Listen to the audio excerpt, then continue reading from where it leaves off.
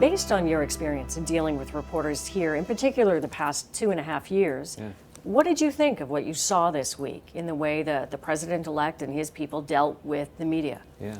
Well, I think what we saw this week is actually pretty consistent with their relationship with the media throughout the campaign, which is that there was certainly a different style of engagement than we have had with the press corps, and it's going to pose a challenge for the media. That Mr. Trump, the President-elect Trump, ran an unconventional campaign, and he was unconventional in almost every way that you can think of, including his relationship with the media. So the important work that the media has to do to hold people in power accountable, to demand access, to demand transparency, to demand accountability, is something that they're going to have to do in a different way now too. But there is a big difference between campaigning for this job and campaigning for the job of president and doing the job of president. And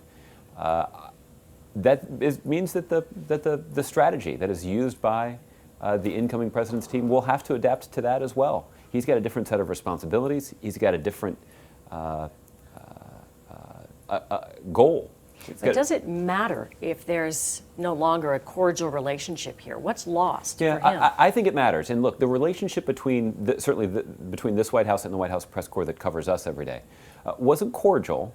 But the way that I have described the job that I have is to make sure that the built-in friction in that relationship. Reporters are always supposed to be demanding more access and more transparency. So the day that there isn't some friction between the White House press corps and the White House is the day that somebody in the press corps is not doing their job. But what I have tried to do as the White House press secretary is to manage that relationship in a way that friction doesn't prevent anybody from on either side from doing their job. So if there was ever a time that friction got so hot that the press corps got just exasperated by covering the White House, it was going to affect the coverage. But what's also true is if there was ever a time that the White House got so exasperated by the coverage that they engaged in a bunker mentality and decided that, hey, we're gonna shut out the press corps. Who cares what those guys think, or who cares what they write? That's certainly not going to help your press coverage either. So trying to keep that friction manageable and making sure that it doesn't impact the ability of either side to fulfill their important duties to our democracy, that was the role of the press secretary. And my successor will have to do the same thing. In some ways, he's going to have a difficult job, but it's an important one nonetheless. And there were moments of friction between the media and this administration. Sure. Members of the media saying that the administration went after whistleblowers, went after journalists who were trying to protect their sources. That's right. Would it be fair to say that tone of some animosity there was set by this administration if it continues? I don't think that's fair because I think time and time again this administration and this president repeatedly demonstrated respect for the media, a respect for the role that the media plays in ensuring the success of our democracy.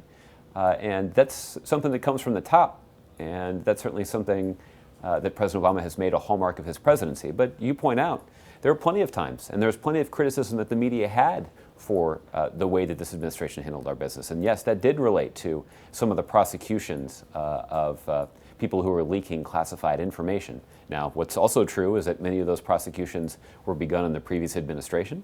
And the people who were being prosecuted because they had signed an oath to protect national security information that was critical to our national security, and the release of that information did damage our national security. Journalists would argue that's still their job, right? It is. They get the information, they need to share it. It is, and that's why we've also made clear from the Department of Justice, including in writing, that journalists are not going to be punished or imprisoned just because they're doing their job. But there are people who work with the government that have signed an oath that they're going to protect the national security information that they're given so that they can do their job. And to misuse that information is to harm national security, and people need to be held accountable for that. But what is true is that despite our differences, we have succeeded in engaging with the White House press corps in a way that has ensured that the president is held accountable, that reporters are given a venue where they can demand that accountability and they can demand transparency.